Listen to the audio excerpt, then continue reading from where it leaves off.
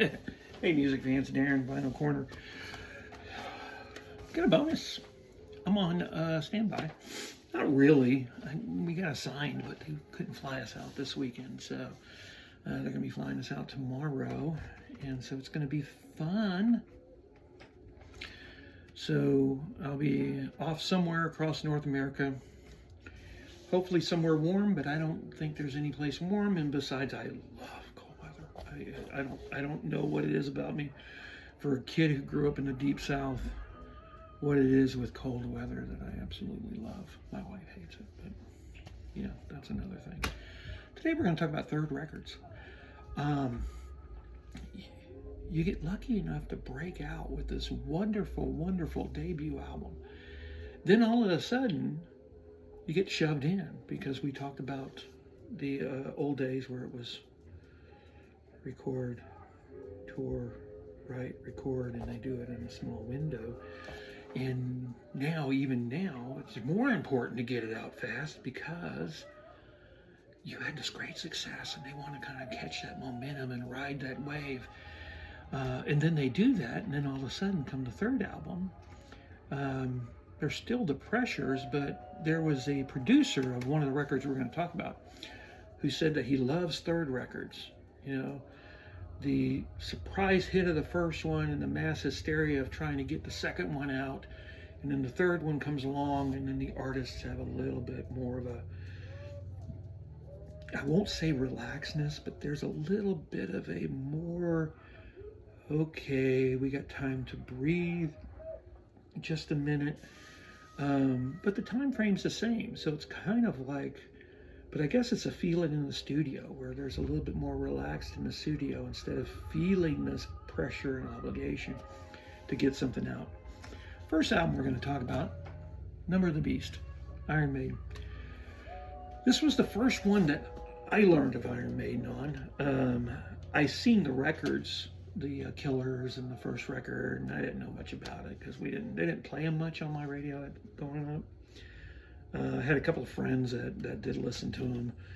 A couple of guys would have the shirts and would wear them and get in trouble because, you know, if you remembered the Killers album cover, he sold an axe with blood dripping down, and couldn't wear that in school back in 80. But this was a really great album. His first album with Bruce, and Clive Burr is playing like a madman. It's just wonderful. But they changed singers from Di'Anno because Di'Anno was more of a punkish kind of, and they felt he'd kind of reached his ceiling, and they brought in Bruce Dickinson, and kind of leaned more toward the hard rock. The next one, Peace of Mind, was really great. Power Slave to me is just a masterclass of heavy metal albums. It's a great album. Second one, Making Movies, Dire Straits.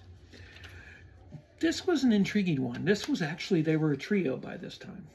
David Knopfler has left the band. There's a story behind that because he's the younger brother of Mark Knopfler. So him and it's Isley and Pick Withers are the only three that are there, and they do a wonderful job. This, to me, is one of my favorite Dire Straits records. This one and Love Over Gold. Those two are amazing. You know, in the 80s, for a while, you used to be able to go and you used to be able to buy a cassette, and the cassette on one side would have one album, on the other side would have another album. And so you were getting two albums for the price of one, these little package deals.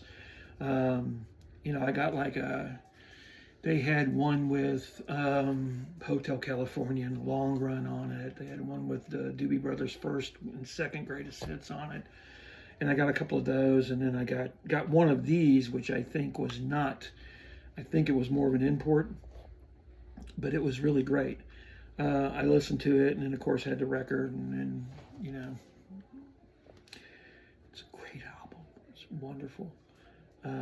Hal Linz, a California guitar player, would go on tour with them and play guitar for it, play David's parts. He would also record Love Over Gold with them, the live album Alchemy, which is really a very, very underrated but great live record. And he would go into the studio and start work with the Brothers in Arms, and then, he left. And then when they were done for Brothers in Arms and they needed a touring guitar player, Mark Knopfler had a guy who worked at a music store that he used to jam with all the time named Jack Sony. And he went there and, hey, look, I need a guitar player for my, you want to join? And of course, the kid jumped at it. So that's how Jack Sony became in the band. And he played during the live tour. And you want to talk about getting in the big leagues and getting a baptism by fire. His first show was in Jerusalem in front of 65,000 people.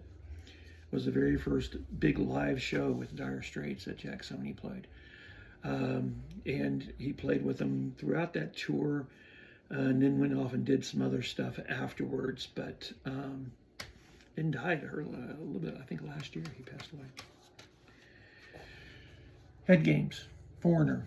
And you talk to a lot of members of Foreigner, and they might not remember much from the recording of this because they were really, really, really kind of under the influence, we'll say. This one was pretty rushed. They had to go in and make Double Vision, and it became a huge success and just brought them massive things. And then they needed to get pushed in the studio, and they came out with this, which to me is one of my favorites. I don't know. Some critics don't really like it. Some of the band members don't really like it, but to me it's a gem. They would later record Foreigner 4, and they would go from the 6 members to 4 members. But it's a great, great record. This, to me, is, if there's a Foreigner album you need to have to know what Foreigner is, either the first album or this album. Now, Double Vision's a great record, but the first album and this album, to me, are stronger. Last but not least, Boston, Third Stage. Third Stage took about 7 years to come out. There was fights with Tom Scholz and the record label, and they could never get anything done, and there were some secret underground recording going on and hiding the tapes so that way they don't become property of their record label, and doing all kind of weird things. And then once the record label, everything was settled, had an out-of-court settlement, then about a year later or so, this came out on the new label. They were on MCA for this one. Brad Delp and Tom Scholz are about the only ones from the original Boston that were on this album. Sid, the drummer, did a few tracks, but it was Scholz, and then there was a few other guys that kind of went and they played on it and did a few things. It's a good record. It really is. It was worth the wait. It's one of those ones where, you're thinking of albums that, man, it took a while to get. Hysteria took 4 years, and when it came out, it had mixed results. But then as you started listening to it, it's turned out to be really great. This one was the same way. It was worth the wait. I don't know if they could have done much better than what they've got on it. They placed the songs very well. But it's not their debut, and it's not Don't Look Back. But it is a very strong record. And it's a very, very good third record. I think, anyway.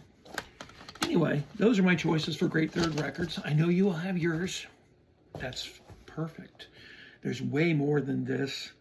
I know there's tons of them, and those are just the only samples that we went ahead and went with today. In the meantime, you guys stay warm and have a great week.